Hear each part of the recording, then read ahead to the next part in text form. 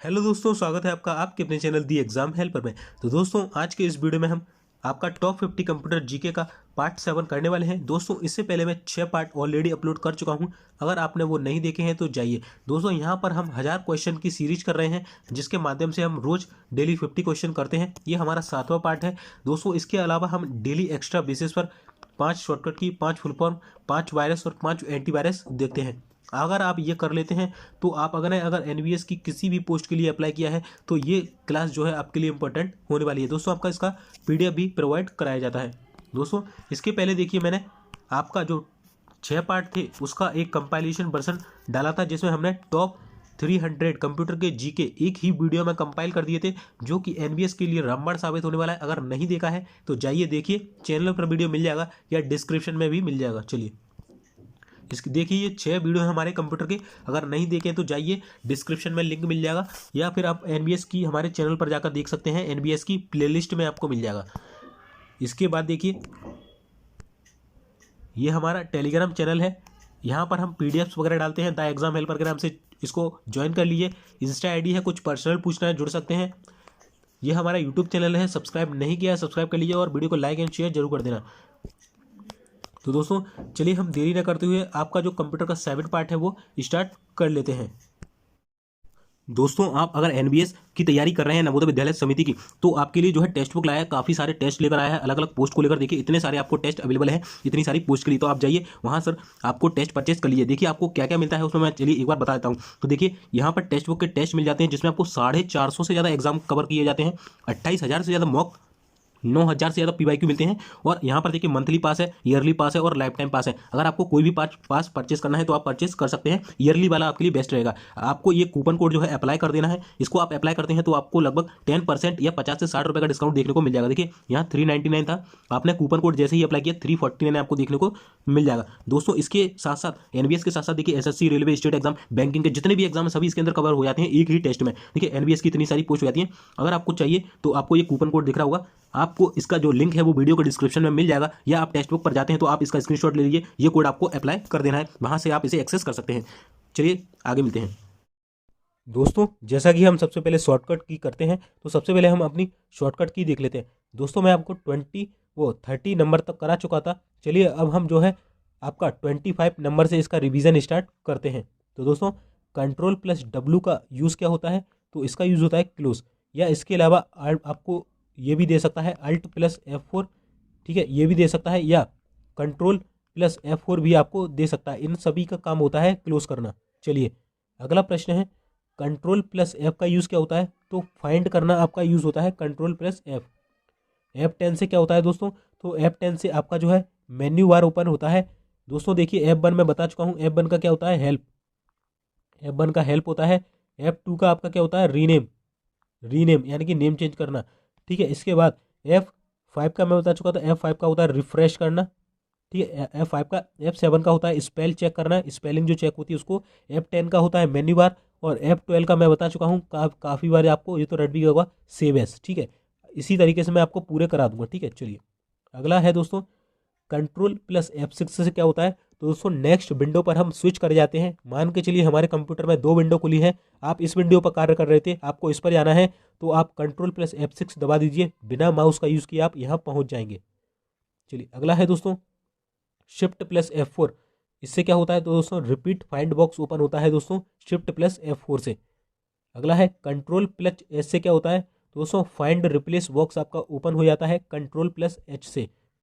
अगला प्रश्न है दोस्तों, ये काफ़ी इंपॉर्टेंट है, यहाँ से यहाँ तक। Ctrl+Shift+C से क्या होता है? तो दोस्तों, फॉर्मेट पेंटर जो है हमारा ओपन हो जाता है Ctrl+Shift+C से।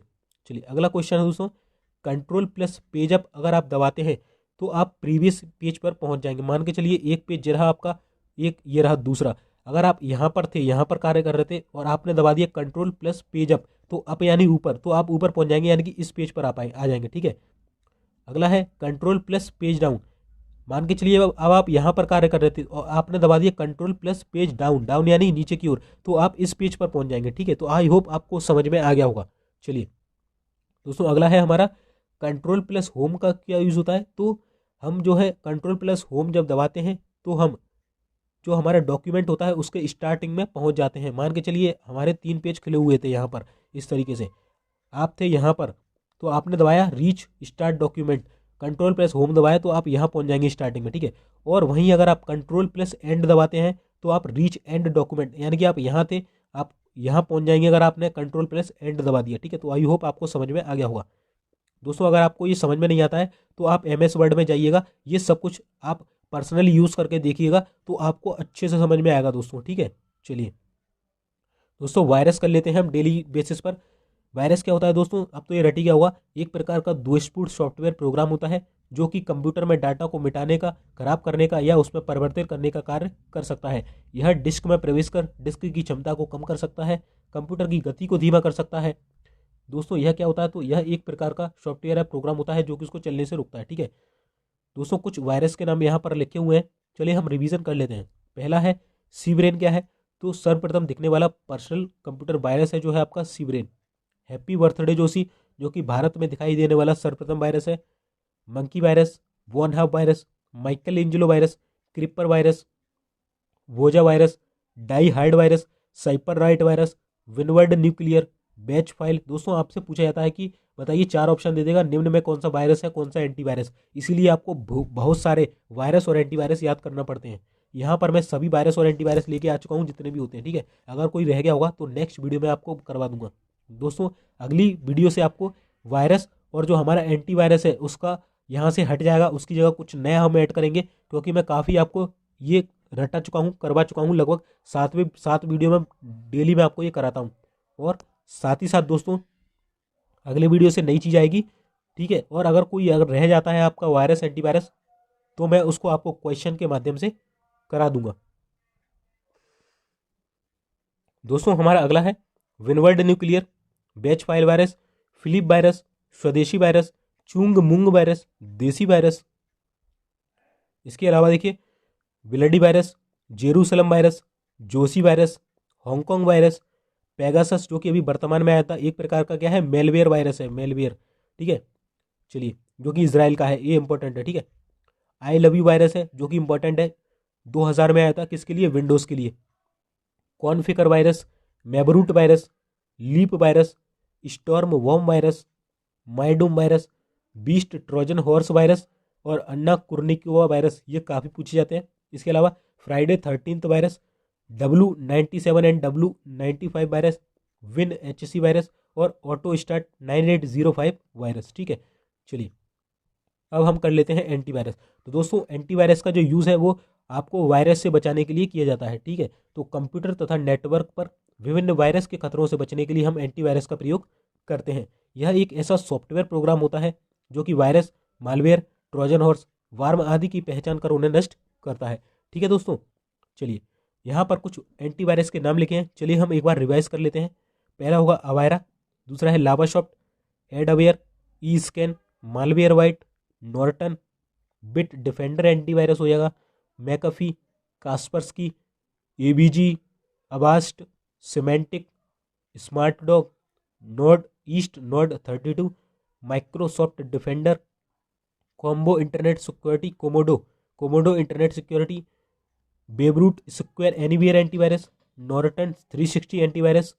इसके अलावा देखिए ClamWin free antivirus, Microsoft Security Essential antivirus, Trend Micro internet security, F Prot antivirus, विवा 32 वायरस, नैनो एंटीवायरस और पांडा क्लाउड एंडी वायरस। दोस्तों सभी एंटीवायरस मैंने करा दिए, कल आपको ये नहीं मिलेंगे, यहाँ पर कुछ आपको न्यू चीज़ देखने को मिलेगी दोस्तों। तो कल काफ़ी इंटरेस्टिंग वीडियो होने वाला है, देखना ना भूलिएगा। चलिए अब हम फुल फॉर्म कर लेते हैं डेली बेसिस पर। देखिए हमने जो है हमारे 30 नंबर तक कर ली थी, हम जो है अब 25 नंबर से रिवीजन करते हैं, ठीक है। और आपको क्या करना है दोस्तों, आगे नहीं जाना है। अगर आप पहली बार देख रहे हैं या आपको रिवीजन भी करना है तो आपको वीडियो पॉज करना है, पहले इनको पढ़ना है, उसके बाद आपको आगे जाना है, ध्यान रखिएगा, ठीक है। इसी तरीके से आपको शॉर्टकट की में भी करना था, ठीक है। तो आपको ये पढ़ना है पहले, मैं आपको 25 नंबर से रिवीजन करा रहा हूँ। चलिए पहला हमारा है दोस्तों DPI का पूर्ण रूप क्या होता है, तो डॉट्स पर इंच मैंने बताया था, और इसका यूज़ प्रिंटर की क्वालिटी को मापने के लिए करते हैं। DRDO का, तो defence research and development organisation जो हो जाएगा आपका, DRDO का पूर्ण रूप हो जाएगा।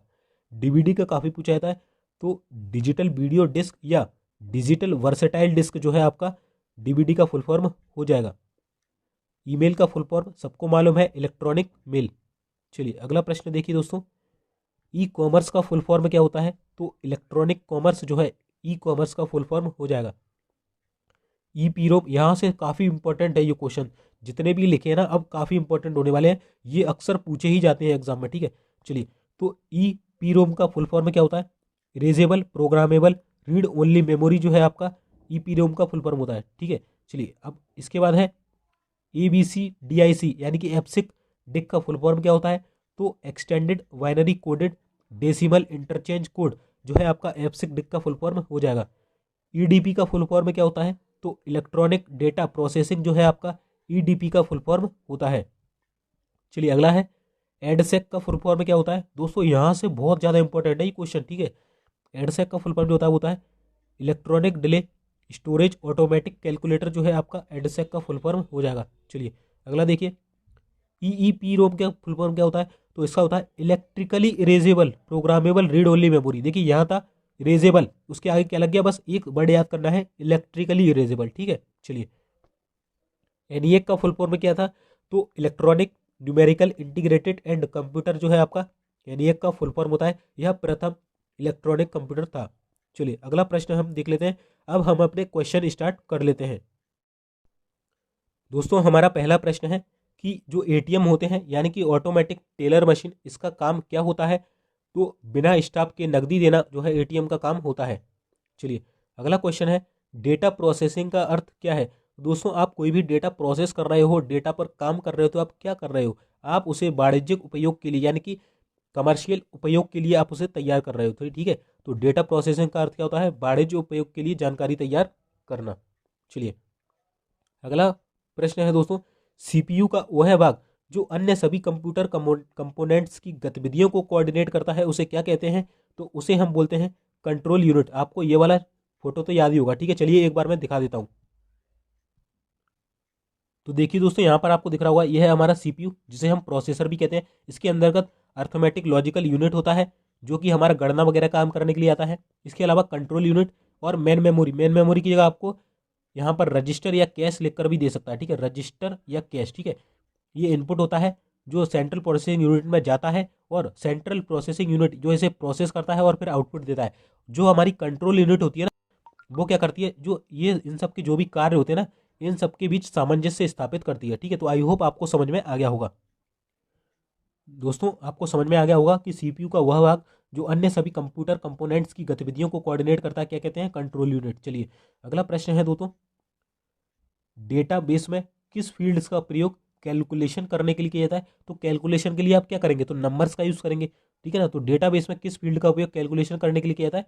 न्यूमेरिक फील्ड का, न्यूमेरिक फील्ड यानी नंबर्स का, ठीक है। चलिए अगला प्रश्न है, ये क्वेश्चन तो आपको याद ही हो गया होगा, इनपुट का आउटपुट में रूपांतरण किस युक्ति की सहायता से करते हैं? तो CPU, मैंने अभी बताया था आपको, इनपुट से आउटपुट। चलिए अगला प्रश्न देखिए दोस्तों, कंप्यूटर की विशेषताएं या जो कार्य होते हैं वो क्या है? तो काफी इंपॉर्टेंट क्वेश्चन है दोस्तों, काफी पूछा जाता है, ठीक है, कि कंप्यूटर कार्य क्या करता है, कौन सी विशेषता है, ठीक है। तो ध्यान से देखिएगा, पहला जो कार्य करता है वो करता है डेटा का संकलन, यानी कि डेटा कलेक्ट करता है हमारा कंप्यूटर। दूसरा है डेटा संचयन करना, यानी कि डेटा को स्टोरेज करता है।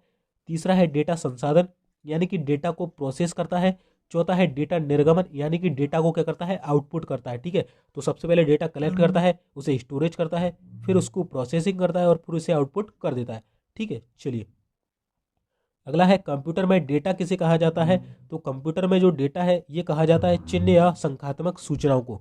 जो हमारी चिन्ह वगैरह ये सब कुछ लिखा हुआ है, ये क्या है? एक प्रकार का डाटा है, ठीक है। चिन्ह व संख्यात्मक सूचनाओं को जो है डेटा कहते हैं। और ये कैसा होता है? ये एक अव्यवस्थित आंकड़ा होता है। क्या होता है? अव्यवस्थित, ठीक है, अव्यवस्थित आंकड़ा होता है, ठीक है। चलिए इसके बाद है, कंप्यूटर में सूचना किसे कहा जाता है? तो देखिए डेटा क्या होता है हमारा? अव्यवस्थित होता है, ठीक है। अगर इसे ही हम व्यवस्थित कर दें ना, इसको ही हम क्या कर दें? व्यवस्थित कर दें, अव्यवस्थित को व्यवस्थित कर दें, तो वही हमारी बनती है सूचना, ठीक है। तो कंप्यूटर में सूचना किसे कहते हैं? तो एकत्रित डेटा को, यानी कि जो हमने डेटा कलेक्ट किया है उसे, या फिर व्यवस्थित डेटा को बोलते हैं, ठीक है। और आपका जो डेटा होता है इसे इंफॉर्मेशन में कौन कन्वर्ट करता है? तो आपका CPU जो है कन्वर्ट करता है, ठीक है, ध्यान रखिएगा। चलिए अगला प्रश्न है दोस्तों, CPU को अन्य किस नाम से जाना जाता है? तो देखिए काफ़ी इंपॉर्टेंट क्वेश्चन है, सभी मैंने यहाँ पर लिख दिए हैं कि सीपीयू के अन्य क्या नाम हो सकते हैं। तो देखिए चिप बोला जाता है सीपीयू को, ठीक है, इस प्रकार की होती है, ठीक है, ठीक है। सीपीयू को चिप बोलते हैं, माइक्रो चिप बोलते हैं, प्रोसेसर बोलते हैं, माइक्रो प्रोसेसर बोलते हैं। इसके अलावा कंप्यूटर का ब्रेन या दिमाग जो है हम सीपीयू को ही कहते हैं, ठीक है। तो आई होप आपको समझ में आ गया होगा।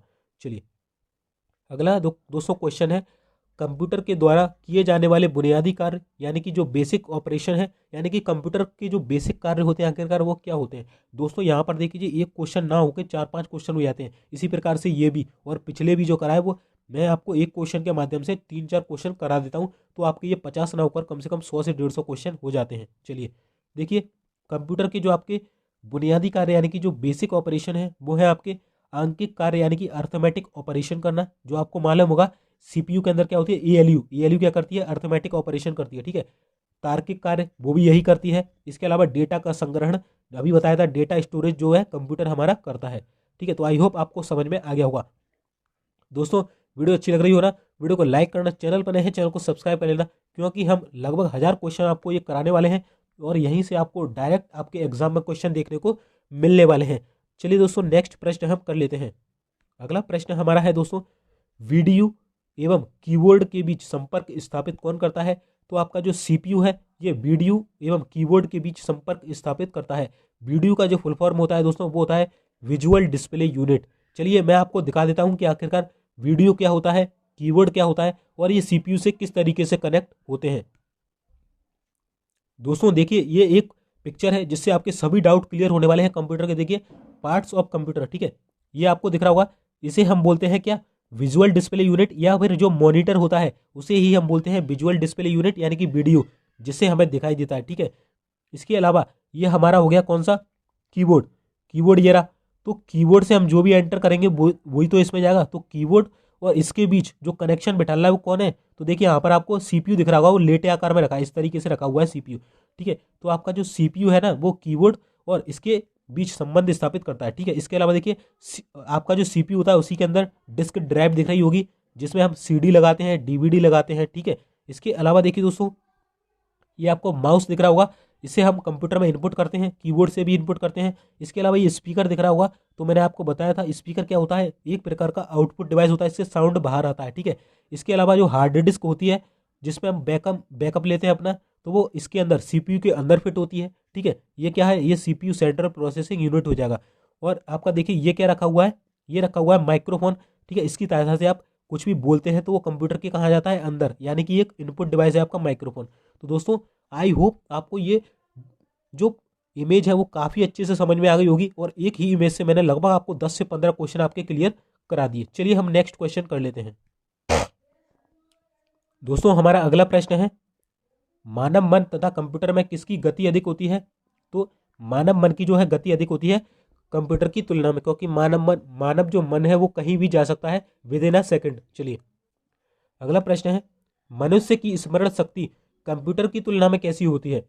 तो मनुष्य की जो शक्ति है वो याद करने की जो क्षमता है वो सामान्य होती है। अगर आपसे उल्टा पूछ ले कि कंप्यूटर की शक्ति, कंप्यूटर की जो स्मरण शक्ति है वो मनुष्य की तुलना में कैसी होती है, तो वो होती है उच्च, ठीक है। कंप्यूटर की हमसे ज़्यादा जो होती है स्मरण शक्ति होती है, ठीक है।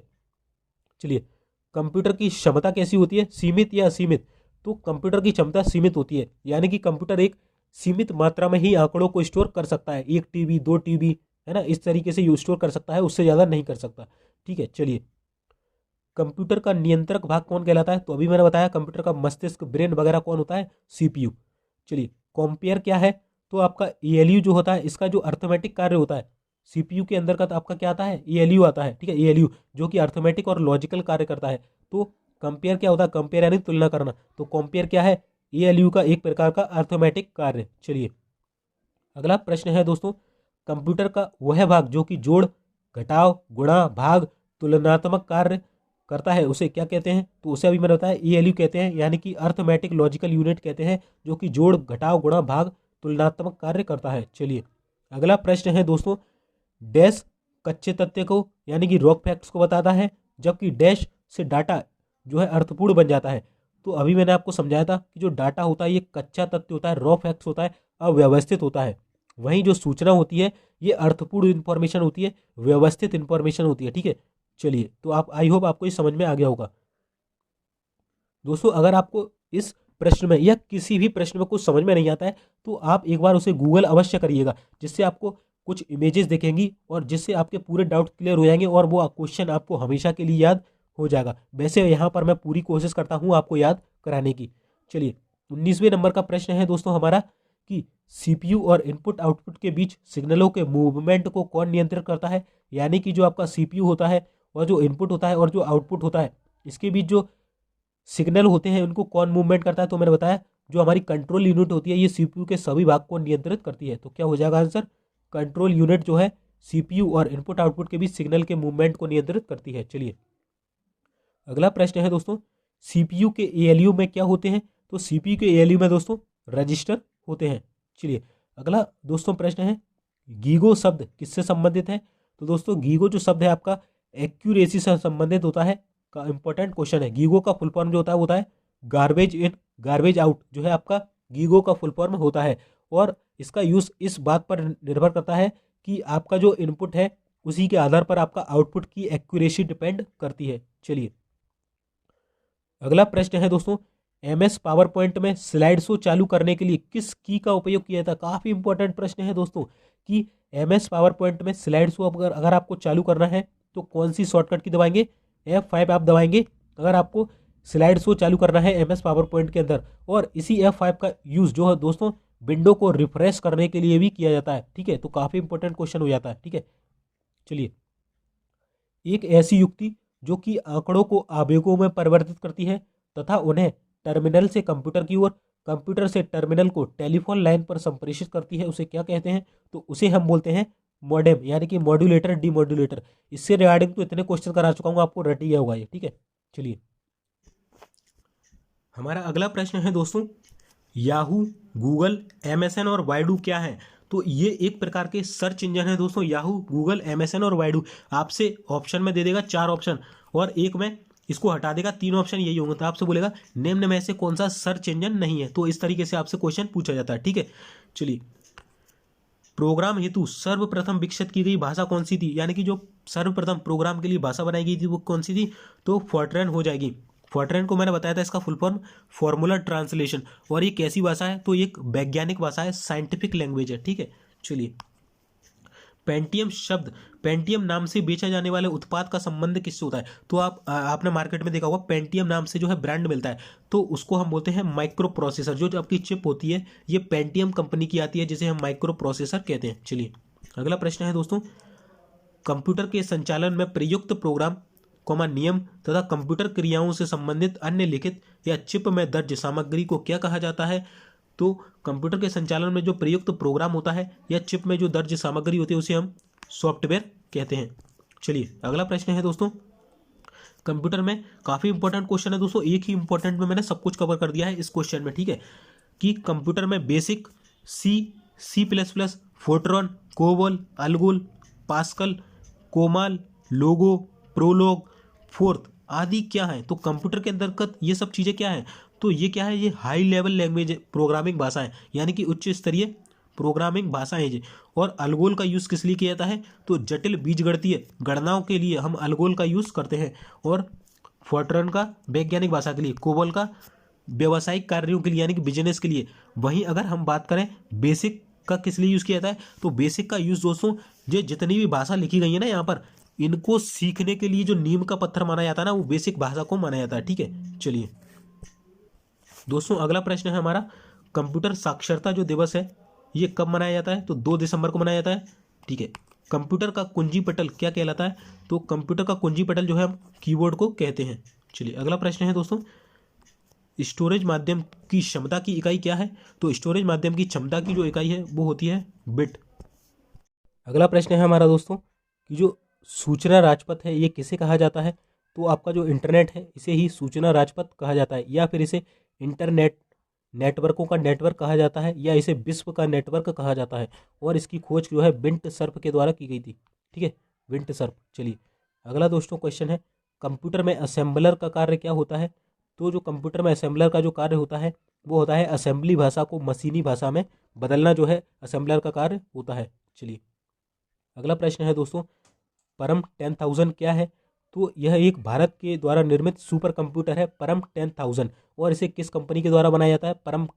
आप ये ध्यान रखिएगा कि जो आपके परम सीरीज के जो कंप्यूटर है ना, परम सीरीज के परम नाम से, ये बनाता है सीडेक और इसका मुख्यालय कहाँ है? पुणे में। ठीक है, चलिए अगर हम बात करें कि भारत के द्वारा निर्मित पहला सुपर कंप्यूटर कौन सा था, तो वो था परम 8000, जिसे कब बनाया गया था? 1991 में। किसके द्वारा? विजय भटकर के द्वारा। ठीक है, विजय भटकर, पहले भी मैं आपको बता चुका हूँ। आप आई होप आपको याद हो गया होगा। दोस्तों वीडियो अच्छा लग रहा है, वीडियो को लाइक करना, वीडियो को शेयर करना, जिससे हमें मोटिवेशन मिलता है, क्योंकि बहुत मेहनत लगती है दोस्तों आपके लिए क्वेश्चन चुन चुन के लेकर आना। ठीक है, चलिए नेक्स्ट हमारा क्वेश्चन है दोस्तों, किस भाषा में सर्वाधिक उपयुक्त डॉक्यूमेंटेशन संभव है? तो मैंने बताया था कि जो कोबल भाषा है इसका यूज़ हम किसके लिए? व्यावसायिक कार्य, बिजनेस कार्यों के लिए करते हैं, और बिजनेस में ही सबसे ज़्यादा डॉक्यूमेंटेशन आपको ज़रूरत पड़ती है। तो ठीक है, तो किस भाषा में सर्वाधिक उपयुक्त डॉक्यूमेंटेशन संभव है? कोबल। चलिए, कंप्यूटर ग्रिड क्या होता है? तो एक सॉफ्टवेयर अवसंरचना होती है जिसमें कई अभिकलन प्रतिष्ठान जुड़े होते हैं। ठीक है, तो कंप्यूटर ग्रिड क्या होता है? एक सॉफ्टवेयर अवसंरचना होती है जिसमें कई अभिकलन प्रतिष्ठान जुड़े होते हैं। अगला प्रश्न है, कंप्यूटर के विकास में सर्वाधिक योगदान किसका था? दोस्तों इस क्वेश्चन को काफ़ी लोग गलत करते हैं और आंसर लगा के आते हैं चार्ल्स बेबेज, बल्कि ये गलत हो जाएगा आपका। देखिए, चार्ल्स बेबेज ने पहले कंप्यूटर का निर्माण किया था, ठीक है, आधुनिक कंप्यूटर का 1946 में। बट जो कंप्यूटर के विकास में सर्वाधिक योगदान दिया है वो दिया है वॉन न्यूमैन ने। ठीक है, किसने? वॉन न्यूमैन, ध्यान रखिएगा।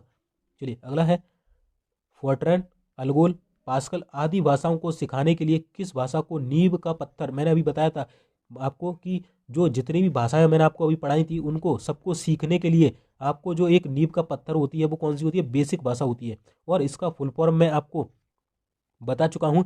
ठीक है, पहले ही बता चुका हूँ। इसका फुल फॉर्म होता है basic all purpose symbolic instruction code.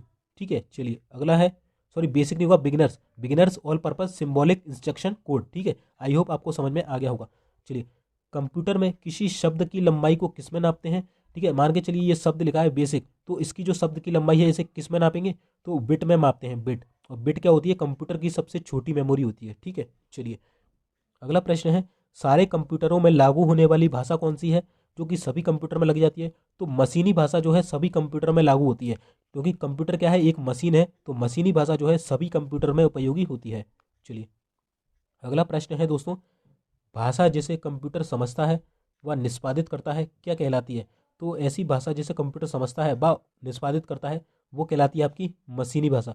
चलिए अगला प्रश्न है, कौन मस्तिष्क की कार्य प्रणाली की नकल करने वाला सबसे तेज गति वाला कंप्यूटर होगा, यानी कि इन फ्यूचर जो कि हमारे बिल्कुल मस्तिष्क की नकल करेगा, बिल्कुल मतलब इस तरीके खतरनाक वाला कंप्यूटर होगा, तो वो होगा क्वांटम कंप्यूटर। आपने आयरन मैन पिक्चर देखी होगी, जिसमें वो अब फ्यूचर में जाता है और उसके बाद जो कंप्यूटर वगैरह होता है, जो जो भी उपकरण होते हैं वो क्वांटम टेक्नोलॉजी, क्वांटम फिजिक्स पर आधारित होते हैं। ठीक है, तो हमारे मस्तिष्क की जो नकल करेगा वो कंप्यूटर होगा क्वांटम कंप्यूटर। ठीक है, आई होप आपको समझ में आ गया होगा। चलिए, एप्पल क्या है? तो एप्पल क्या है? एक चौथी पीढ़ी का एक कंप्यूटर है। ठीक है, तो एप्पल क्या है दोस्तों? चौथी पीढ़ी का एक कंप्यूटर है। चलिए अगला प्रश्न है, इंटीग्रेटेड सर्किट यानी कि आईसी का निर्माण किसने किया था? तो जैक किल्बी तथा रॉबर्ट नॉई ने किया था आईसी। तीसरी पीढ़ी के जो कंप्यूटर थे उसमें इसका यूज़ होता है थर्ड पीढ़ी में, और इसका फुल फॉर्म होता है इंटीग्रेटेड सर्किट। इस पर सिलिकॉन की परत चढ़ी होती है, और सिलिकॉन वैली कहाँ है? बेंगलुरु में। चलिए अगला प्रश्न है, प्रथम व्यावसायिक माइक्रो कंप्यूटर कौन सा था? तो हमारा जो एप्पल द्वितीय था, एप्पल 2, वो प्रथम व्यावसायिक माइक्रो कंप्यूटर था। ठीक है, चलिए अगला है, सी डॉट का पूर्ण रूप क्या होता है? तो सी डॉट का पूर्ण रूप जो है ये होता है centre for development of telematics, जो है आपका सी डॉट का पूर्ण रूप हो जाएगा। चलिए अगला प्रश्न देखिए दोस्तों, डीटीपी का पूर्ण रूप क्या होता है दोस्तों? इंपॉर्टेंट है, तो डेस्कटॉप पब्लिशिंग जो है आपका डीटीपी का पूर्ण रूप हो जाएगा। चलिए, फैक्स का पूर्ण रूप क्या होता है दोस्तों? फैक्स मैंने आपको बताया था कि हम टेलीफोन की मदद से एक स्थान से दूसरे स्थान पर कोई भी डॉक्यूमेंट को स्कैन करवा सकते हैं, तो इसे ही हम बोलते हैं फैक्स। तो इसका पूर्ण रूप पूछा गया क्या होता है, यानी कि होता है फार अवे जेरोक्स। देखिए, फार अवे यानी कि दूर स्थित फोटोकॉपी, तो इसी के नाम से स्पष्ट है कि एक स्थान से दूसरे स्थान पर फोटोकॉपी करना। ठीक है, किसकी सहायता से? टेलीफोन लाइन की। चलिए, असेंबली भाषा और मशीनी भाषा किस स्तर की भाषा है? तो असेंबली और जो मशीनी भाषा है आपकी निम्न स्तर की भाषा है। चलिए अगला प्रश्न है दोस्तों, कैलकुलेटर का आविष्कार किसने और कब किया था? इंपॉर्टेंट क्वेश्चन है दोस्तों। तो कैलकुलेटर का जो आविष्कार है सन 1642 में किया गया था। ब्लेज पास्कल ने करा था, जो कि एक फ्रांसीसी वैज्ञानिक थे। तो दोस्तों यहाँ पर हमारा कंप्यूटर के 7वें पार्ट का वीडियो समाप्त होता है। कल मिलते हैं आपको कंप्यूटर के पार्ट 8 के साथ, और उसमें कुछ नई चीज़ें हम थ्योरी सेक्शन में ऐड करेंगे। काफ़ी इंटरेस्टिंग वीडियो रहने वाला है दोस्तों। कल का वीडियो देखना ना भूलें, और 300 क्वेश्चन वाला वीडियो जरूर देखिएगा दोस्तों, उससे आपका रिवीजन हो जाएगा। बाकी मिलते हैं फिर नेक्स्ट वीडियो में, तब तक के लिए जय हिंद, जय भारत।